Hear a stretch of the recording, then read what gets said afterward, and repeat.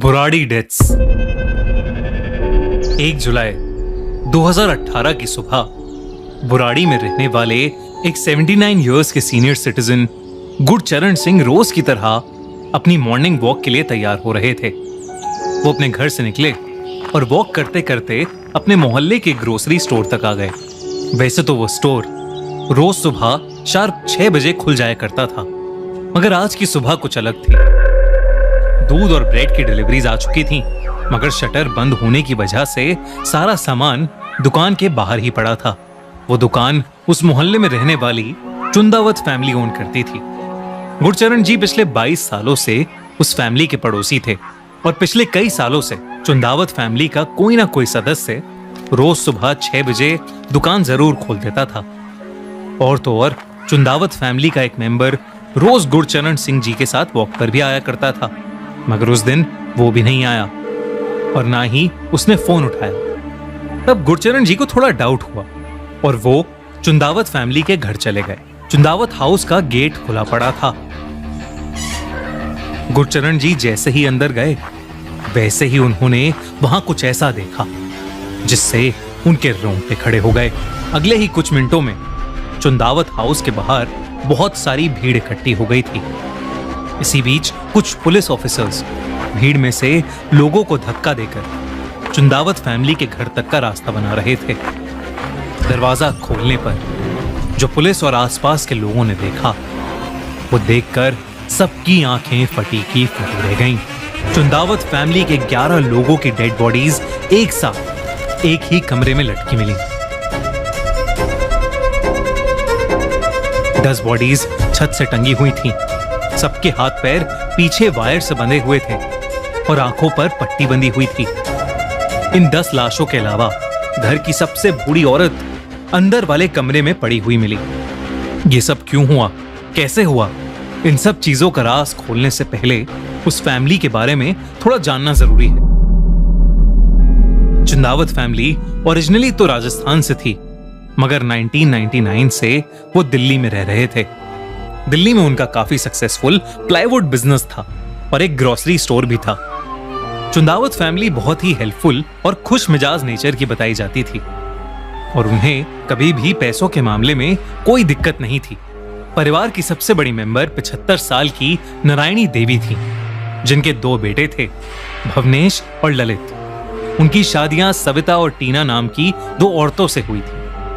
नारायणी देवी के पति की डेथ 2007 में ही लंग्स की किसी बीमारी के कारण हो चुकी थी और वो वक्त पूरी फैमिली के लिए बहुत मुश्किल था।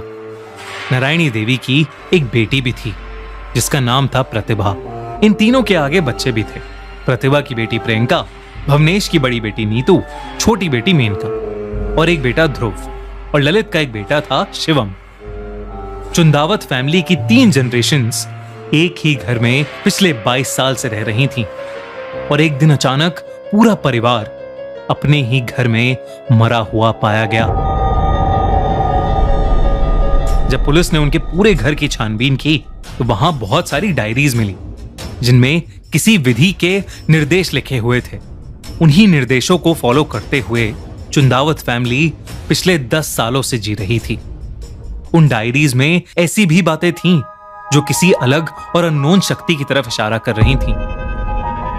मगर ये सब शुरू कहां से हुआ? पड़ोसियों से बात करने पर धीरे धीरे पता चलता गया कि पूरी घटना ललित चुंदावत के इर्द गिर्द घूम रही थी। 45 साल का ललित पूरी चुंदावत फैमिली में सबसे ज्यादा घुलने मिलने वाला आदमी था और 2004 में एक छोटे से एक्सीडेंट की वजह से ललित को ऐसा शौक लगा कि उसने ठीक से बोलना ही बंद कर दिया था।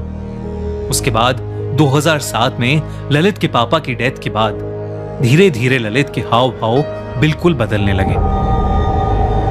उसके पापा के अंतिम संस्कार के समय उनकी आत्मा की शांति के लिए चुंदावत फैमिली ने घर पर 10 दिन के लिए एक पाठ रखवाया था। पाठ के सभी दिन ठीक जा रहे थे, मगर एक दिन प्रार्थना के बीच में ललित उठा और बहुत जोरों से ओम चिल्लाने लगा।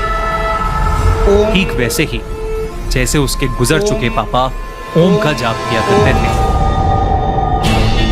जब पाठ के बीच में एक पड़ोसी ने ललित से पूछा कि आखिर उसे क्या हुआ, तो ललित ने बताया कि उसके मरे हुए पापा उसके सपने में आए हैं और वो कह रहे हैं कि वो बहुत जल्द वापस आ जाएंगे।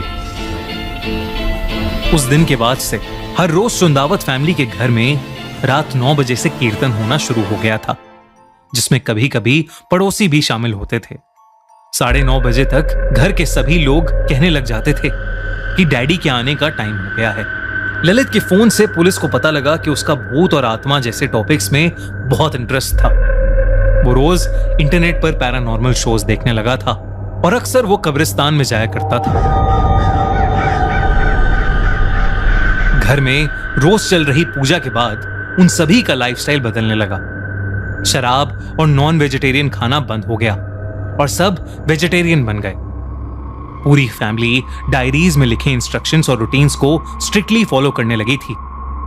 उन सभी डायरीज में से एक डायरी में साफ साफ लिखा था कि उन सबके लटक जाने के बाद एक सुपर नेचुरल फोर्स उनके घर में आएगी और उन्हें मरने नहीं देगी, बल्कि उन्हें मोक्ष देगी।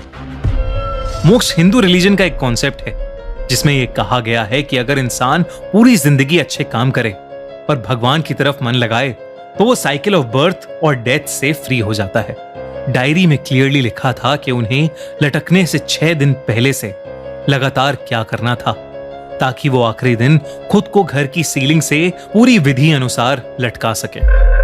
मौत का वक्त थर्सडे या संडे रात 12 से 1 बजे के बीच में होना चाहिए था। डायरी के फाइनल एक्ट में लिखा था कि जब जमीन कांपेगी और आसमान फटेगा तो मैं तुम्हें बचाने आऊंगा। सबसे अजीब बात तो ये थी कि कुछ लोगों ने यह भी दावा किया कि डायरीज में जो भी इंस्ट्रक्शंस लिखी गई हैं वो ललित की हैंडराइटिंग थी ही नहीं। तो फिर वो सारे इंस्ट्रक्शंस इतने सालों से डायरी में कौन लिख रहा था? क्या वो सारी डायरीज उनके पापा भोपाल सिंह लिख रहे थे, जिनकी 2007 में ही डेथ हो गई थी?